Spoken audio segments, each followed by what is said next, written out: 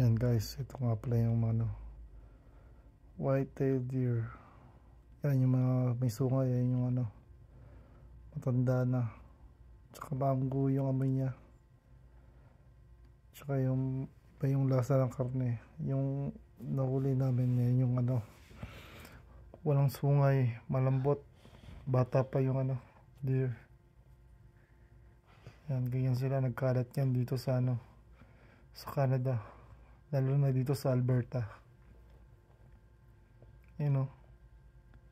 Dami yan dito banda sa pabundok.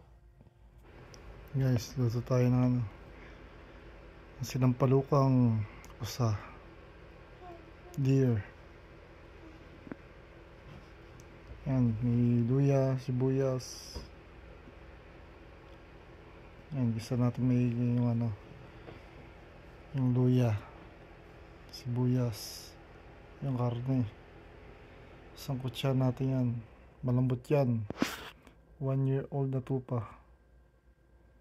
Yan yung hindi maanggo, walang aftertaste kasi bata pa. Yun, kapag may sungay pala yung tupa, ibig sabihin matanda na yan. Pero pag wala pa, bata pa yan. Yung malambot yung karne, juicy, tsaka iba talaga yung niya, yung lasa. Yan yung tamang pagluto. Patutuyuan natin yan hanggang sa mawala yung sabaw. Yan na, wala. Yan, susunod lagyan natin ng paminta, asin para lumasa habang ginigisa.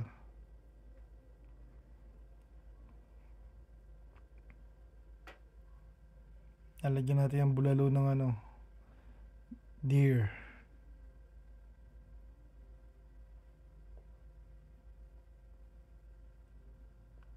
Yan, saglit lang yung pukuluan. Pag matagal, malulusag ang karne.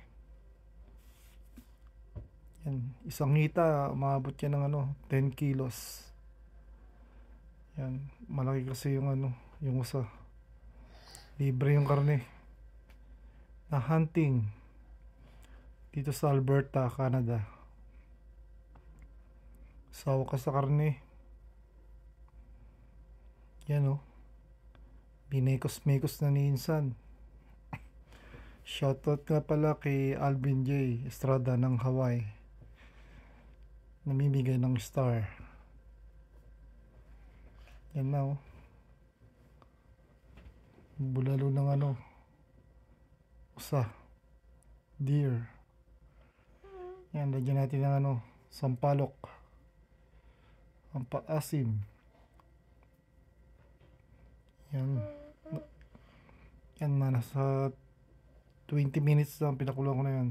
Malambot yung karne. Yan, isang pack ng nor sinigang. Sarap niyan.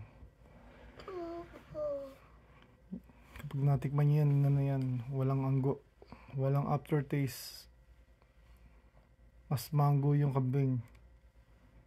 Organic yan, damo ang kinakain. Marami yan dito sa Canada. Legal among hunting. Basta may permit, tsaka may papel galing government. Kamatis. Sauli na yung kamatis. Yan, malinamnam.